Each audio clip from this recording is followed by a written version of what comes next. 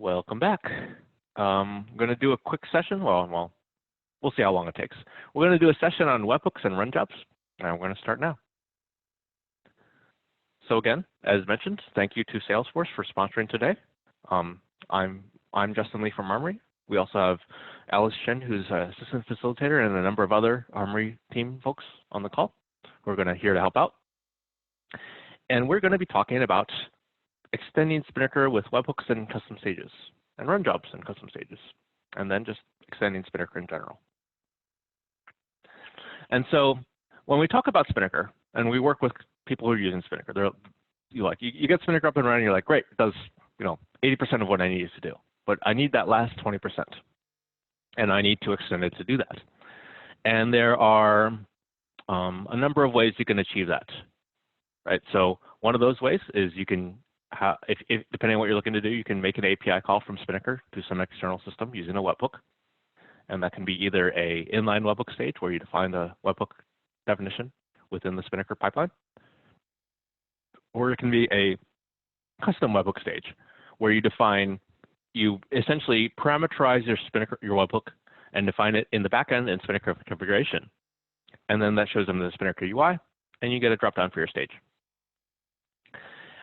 If you need to do something slightly more advanced than a webhook, so maybe you need to make a number of API calls and do some logic and make an API call, see if this thing is in a specific state, or maybe do a database migration, maybe generate a Helm chart or generate a Kubernetes manifest. You can use a run job stage, and a run job stage is essentially a Docker image that'll run in Kubernetes that'll run Docker. It'll do whatever your Docker image has. And again, you can define that either in your Spinnaker pipeline, or you can define that in the backend in a configuration for Spinnaker, and it'll show up in a dropdown. The next thing you can do, if you want to get more fancy, is you could build a plugin. And I'm not going to talk about plugins because I'm not going to talk too much about plugins, but there is a plugin session right after this that talks about how you can build a plugin in Spinnaker. And you talk about extension points and PF4J and all that, and that's a whole separate session. So I don't know to talk about that, but that is an option for adding additional stages to Spinnaker and generally building more functionality in Spinnaker.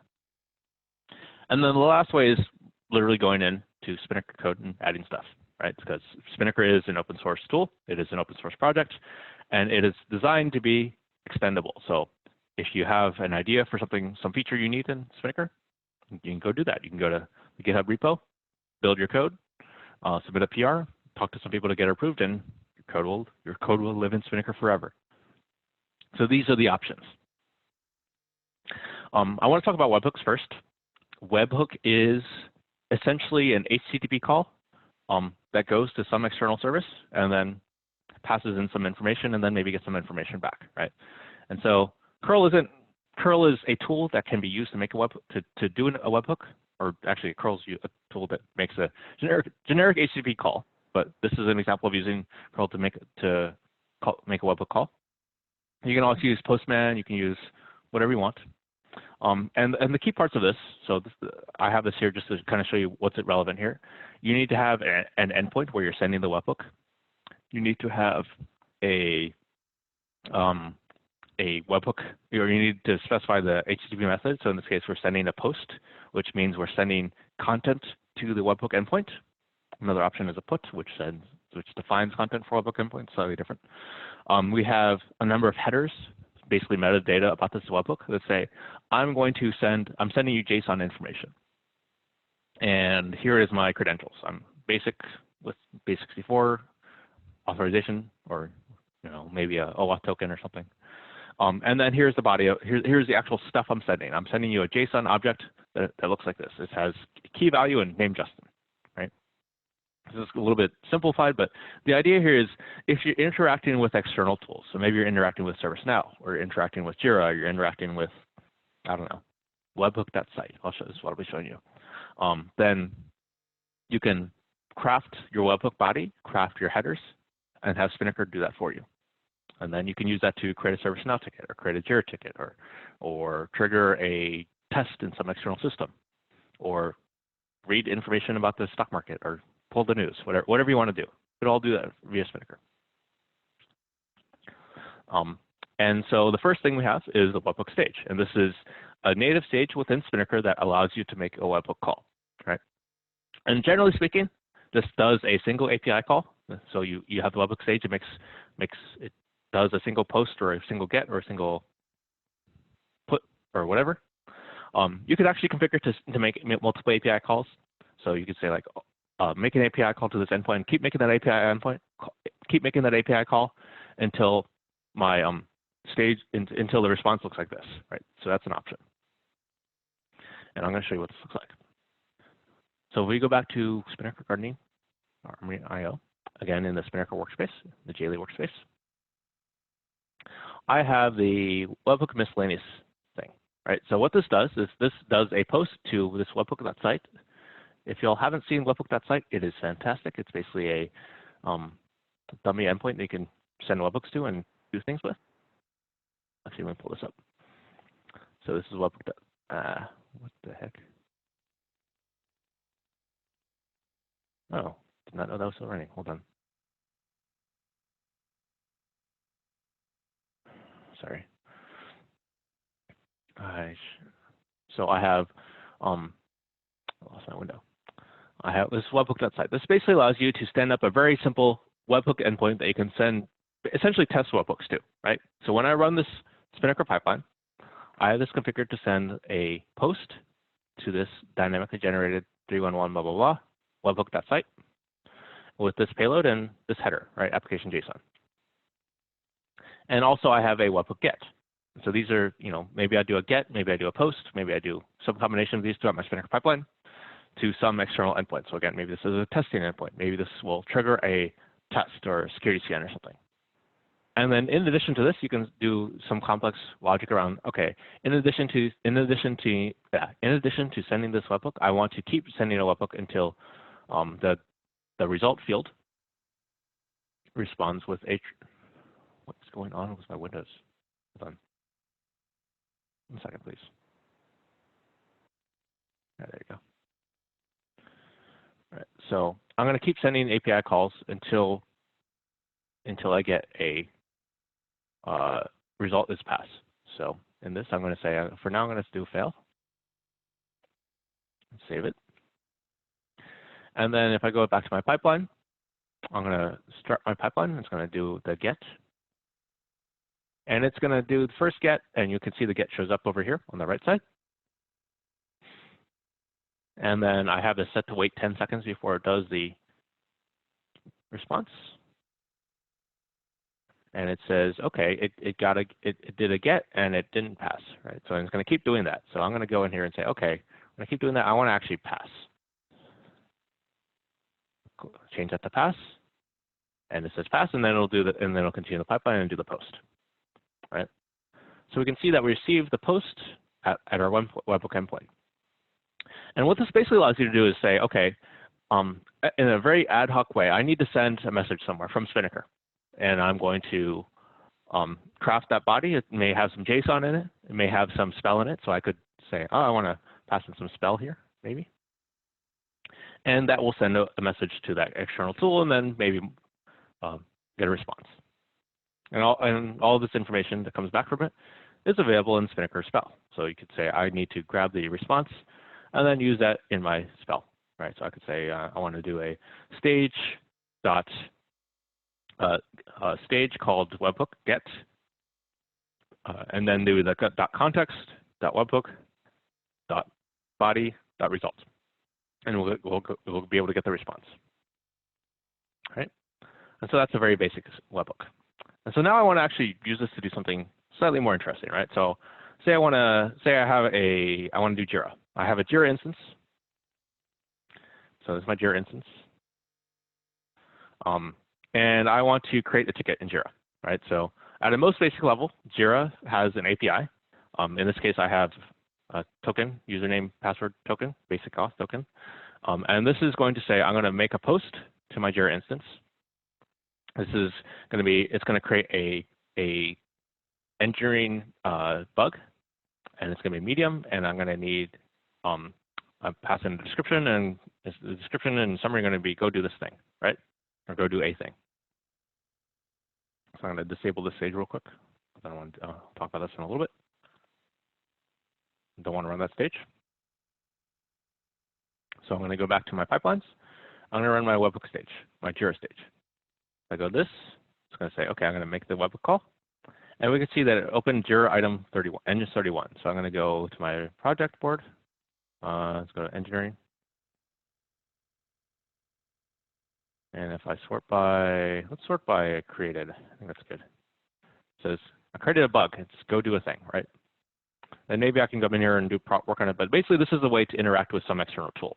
So you can start building things like, oh, I need to, I need to create tickets every time I do a deployment, or I need to commit a ticket, or approve a ticket, or add a comment to a ticket, or whatever. Transition a ticket to in process.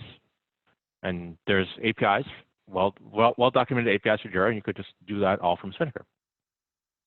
And then let's say you realize you're actually using this pipeline stage quite a bit, right? You want to, everybody's using this Webbook stage, and you want to parameterize it. So what Spinnaker allows you to do, I'm not going to go in presentation mode. Spinnaker allows you to do a custom Webbook stage. And what this allows you to do is that this allows you to take the webhook that you initially defined inline in your Spinnaker pipeline and add it as a built-in stage in your Spinnaker instance. So I want to show you the documentation for this and what it looks like to do this. So if I go here, this is the Spinnaker documentation on how to set this up. And then I will show you, I actually have the code for this in this particular repo. So this is a couple examples of how to set this up. Basically, you generate this YAML that has information like, here is my endpoint, here is my header, here's my headers, here's the payload. And then we can parameterize part of the payload. So we say, like, for example, we're gonna parameterize the name or the issue type and the priority and the project. And then that'll show up in Spinnaker. So if I go back to Spinnaker, I'll show you what it looks like in the Spinnaker UI. So I'm going to disable this stage now. And what this does is this creates a dropdown. So I can actually search for Jira. And I can say I have a description and a priority and an issue summary. Right? So this is what it actually looks like. And maybe I want to parameterize that. So I want to say, what am I going to do? Priority medium, low, high, medium. So I'm going to say priority. And I'm going to add a parameter that's going to be description. And this is going to be medium, but I'm going to also support low, high, medium. And then the description is going to be required, but I'm not going to have a default. Right? And then I'm going to go over to my stage. And I say the priority is actually not going to be hard coded. It's going to be parameters.priority. And the description is going to be parameters. You need to learn how to spell description, DSCR, or DSC, DESC. So make sure I got those right. So priority description. And so this allows you to say, rather than having to define this whole webhook every time you do the thing, right? You just have a predefined webhook and then allow your end users to use that. So I go back to my pipeline. I'm going to trigger this and say, I'm going to use the low priority. The description is going to be, do the thing, right? I'll click run. It'll skip the first stage. I forgot to disable the skip the stage here. So try again. Run low and do the thing, right? And that'll make the API call. I can see that created engine32. And if I refresh this page, I should see engine32 with a description of do the thing.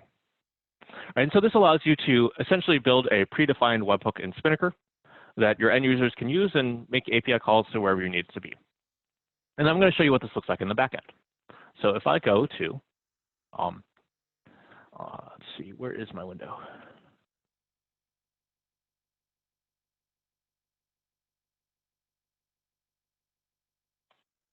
If I go here, I'm only going to show the one page because there's a lot of stuff in here.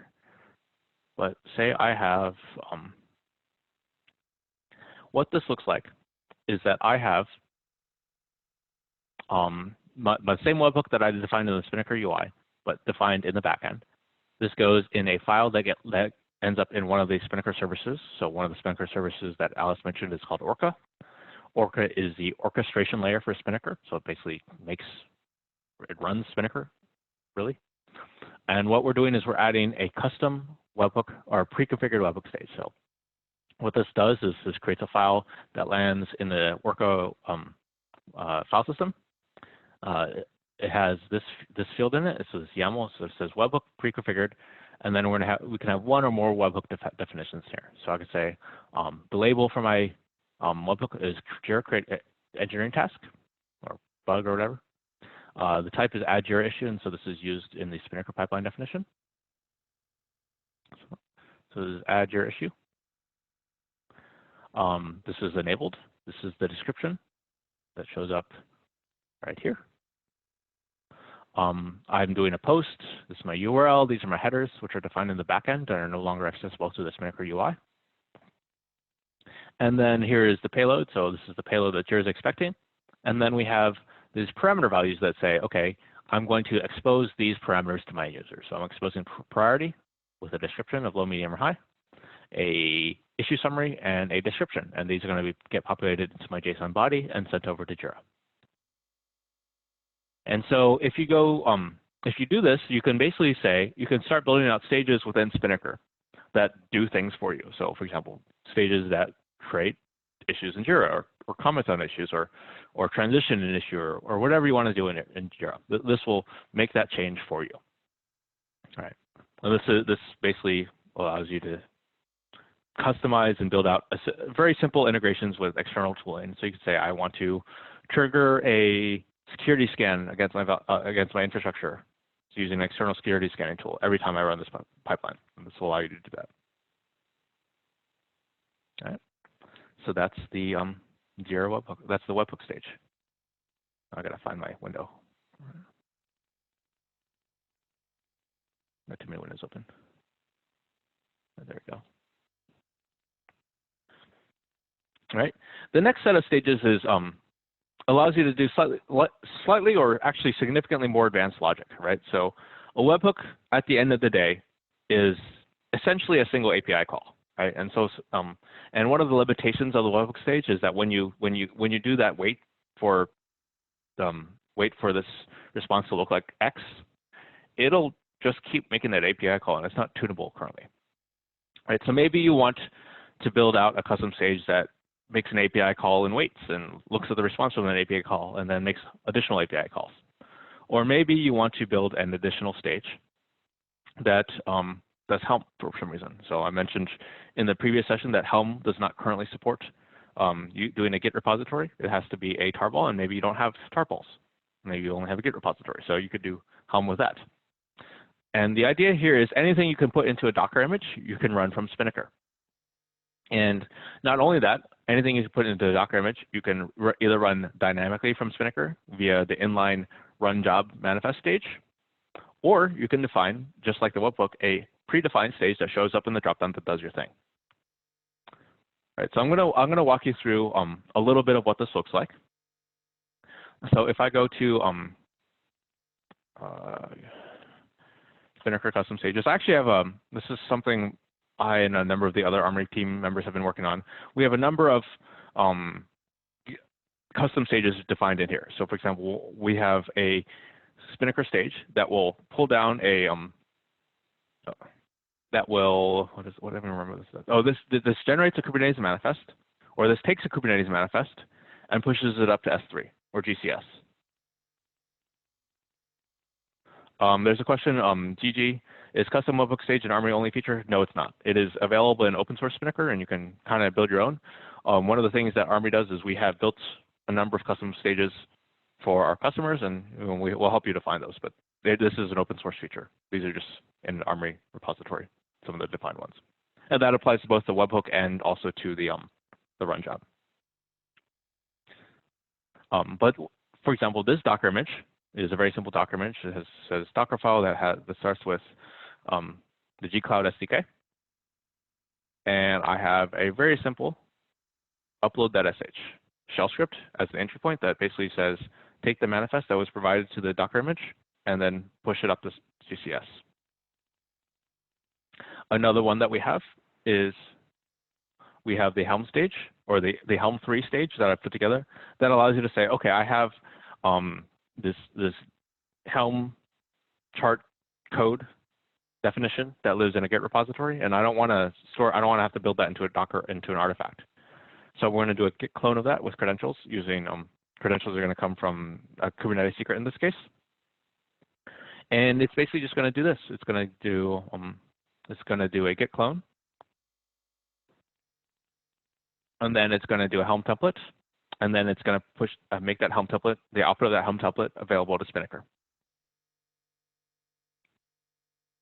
And so the one I want to show you today is the Jira stage. So I had 3 Jira stages that are, or I have a number of Jira stages in here that are predefined as webhooks that say, like, I'm going to create a ticket, or I'm going to comment on a ticket, or I'm going to, transition a ticket to a different state. Right? These are all single API calls.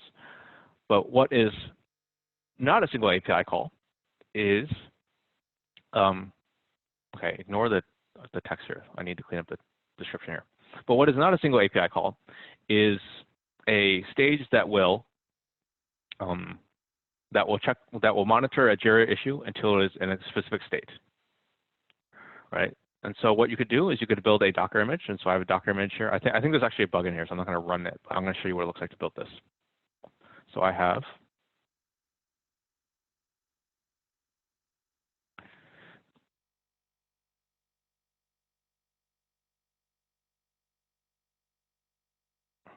this. I have a Docker file, and this is Python, but you can use Go, you can use shell scripts, you can use Perl, you can use whatever language, syntax, tool that you're comfortable and familiar with.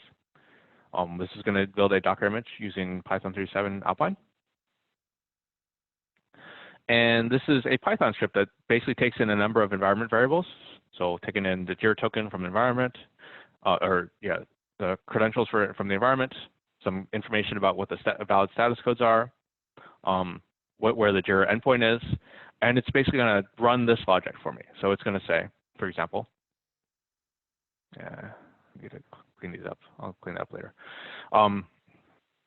So for example, I say I'm going to parse these parameters either from the command line or from environment variables.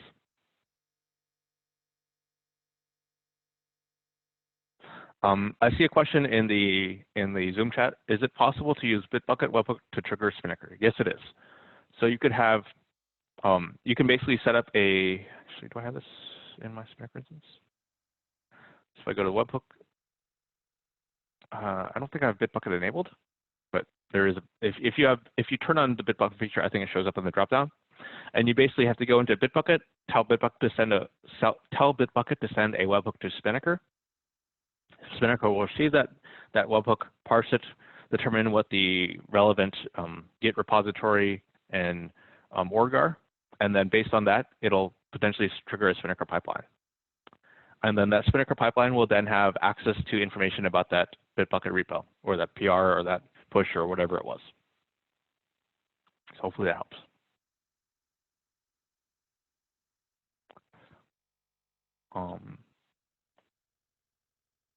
But if I go back here, so this is very basic Python logic. This is basically argument parsing.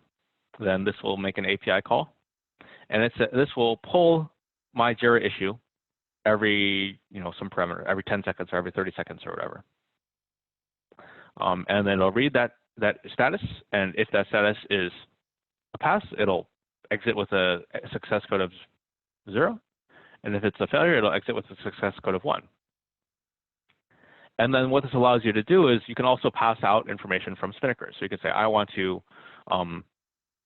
once the Spinnaker pipeline runs, I'm also going to pass back information about the status. So anything you put in a Spinnaker property, anything you output to the output of the standard out from our Docker image will be available to Spinnaker. So it'll say, okay, we can see Jira status equals pass, or Jira status equals fail, and then the status code, and then some other information, whatever information you want to do. And then you just go into Spinnaker and then run this pipe manifest. So for example, I say I'm going to go into here. I'm going to go add a stage. So this is the edge of where I've actually set up my environment. I actually don't have a demo for this, but we're going to wing it a little bit.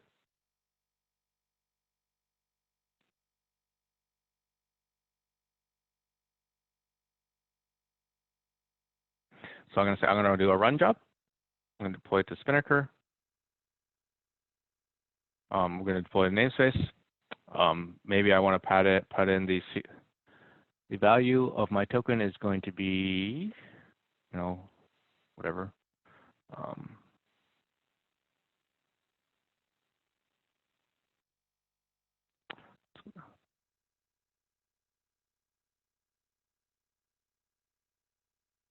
Yes. So the question, okay, so there's two questions in the Zoom chat. One of them is, how am I clearing the completed jobs from Kubernetes? And the other one is it possible to trigger Spinnaker to continue on the same pipeline using the Jira webhook? So the first question, you can use the TTL controller if your Kubernetes cluster supports that. As far as I know, that is still an alpha feature, so it doesn't work in EKS. I don't know if it works in GKE. I'm pretty sure it doesn't work in AKS. So if the TTL controller worked, that would be fantastic, but it doesn't work. So there's two ways to clean it up. One of them is you could have a stage later on in the Spinnaker pipeline that is going to essentially be aware of your run job's status, or be aware of so this will dynamically generate the batch job. So I call this job Jira test, but it'll actually add a hash after it, or a times I don't want to generate something after it. And that'll be available within the Spinnaker pipeline. So you could have a separate stage in the Spinnaker pipeline that will delete that when you're done. The other option is you can use, there's various, it's not quite an operator. I found this online. So I mean, caveat, I didn't build this, but it actually works pretty well in my experience. There is a deployment that needs, you know, some set of permissions to delete run jobs.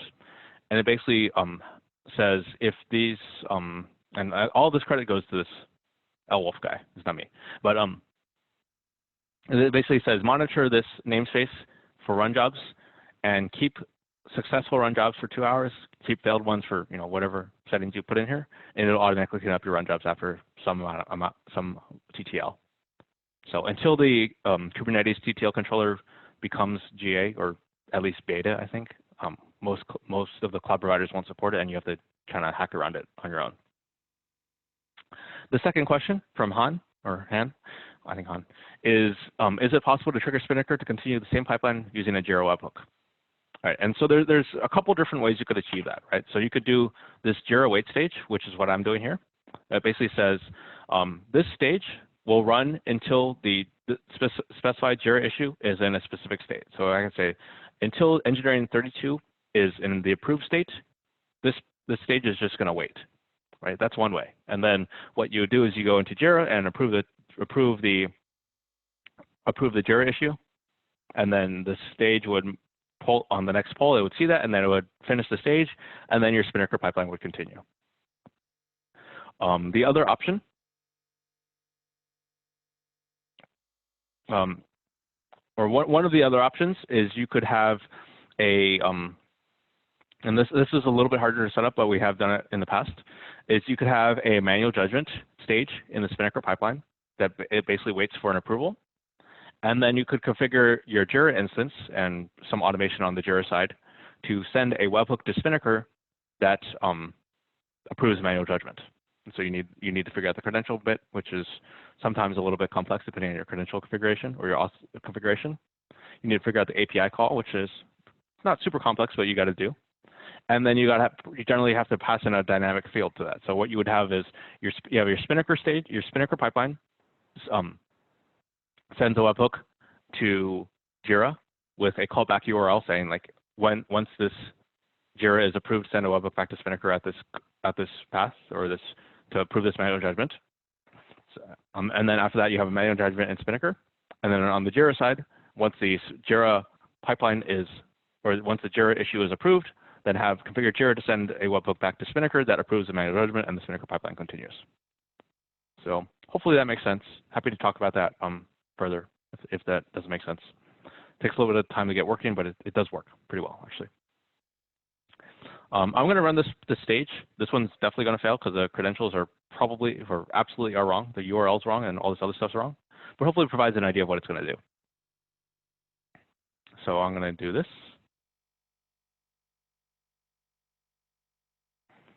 And so I think this will run, but it won't actually succeed, or it might fail immediately. We'll find out. Yeah, so it's failing because of invalid DNS name, right? So, but what this would do is this will keep running until it succeeds, or in this case, this one will run forever. And then once it completes, you'll have information. Or actually, this one ran.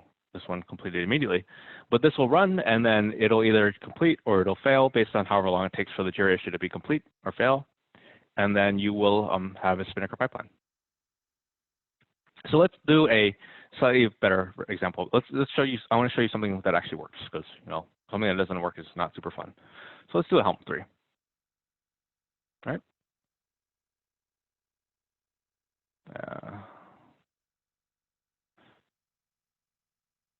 All right, so I'm going to, I need to get credentials, hold on.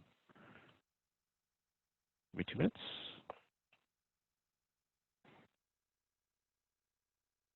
Actually, yeah, I'll do this 1 second.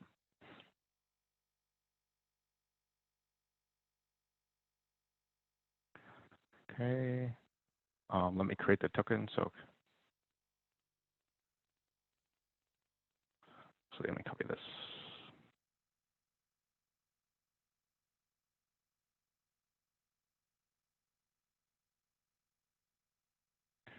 Okay, so I'm adding the Git token to my Kubernetes cluster. All right, and then this should actually just work. So I'm going to copy this over to my Spinnaker pipeline. I'm going to do a run job. Do a Spinnaker, and then I'm going to use a different Helm chart.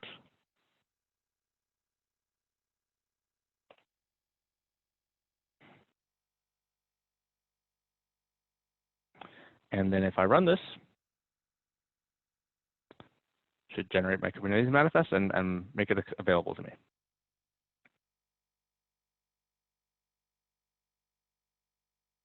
So you can see that this generated Kubernetes manifest and it fed it out into base64.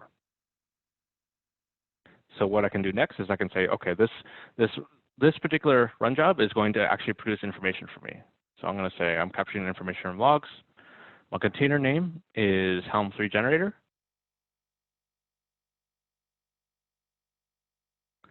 Save changes. And then I'm going to do a base64 artifact. Let me look at that, what that artifact actually looks like. Chart. The name chart. And then maybe I want to deploy that. So I'm going to say I'm going to deploy that.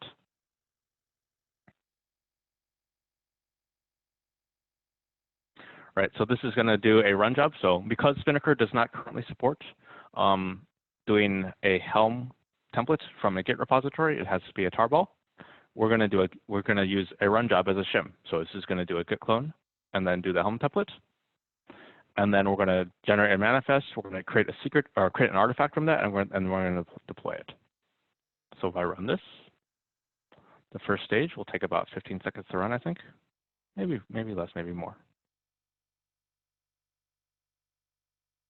All right. As you can see, it generated a Kubernetes manifest. And then we can see that it's actually deploying our Helm chart contents. And I have no idea if this actually will succeed, but the idea is there. And so what we have is we have the ability to run arbitrary code in a Docker image from Spinnaker. And we can define it in line. And then if we go back to the Git or the documentation for this,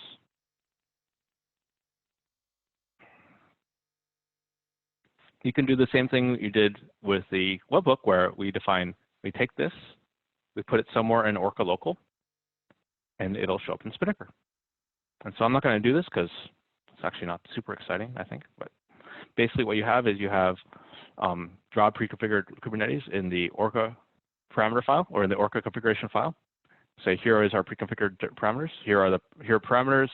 Here is the manifest, and this will generate a Kubernetes manifest that will run just like this. And then we'll have basically a way to add custom stages to Spinnaker. I see a question from Young Kim. Is it possible to create daisy chain execution pipelines? Yes, it is. So you can have, there are a number of stages that weren't covered today, but there is a run a pipeline stage. So you can say, I want to run this other pipeline, and maybe you want to do multiple pipelines. So it's very easy to chain these together and say, I want to run this pipeline, and then run this pipeline, and then run this pipeline. Thanks, Andrew. I appreciate it. Yeah, and then you can do things like you can either trigger the pipeline and just kick it off and continue, or you can kick it off and then wait for the other pipeline to continue, to finish. And I think that's most of what I had for the custom run jobs and the custom webhooks. I'm going to pause there. Are there any questions on either run jobs or webhooks or on anything else?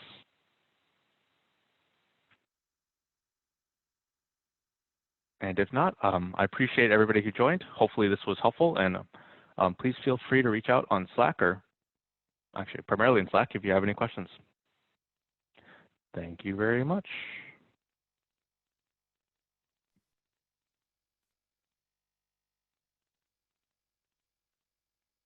I'm going to stop recording as well.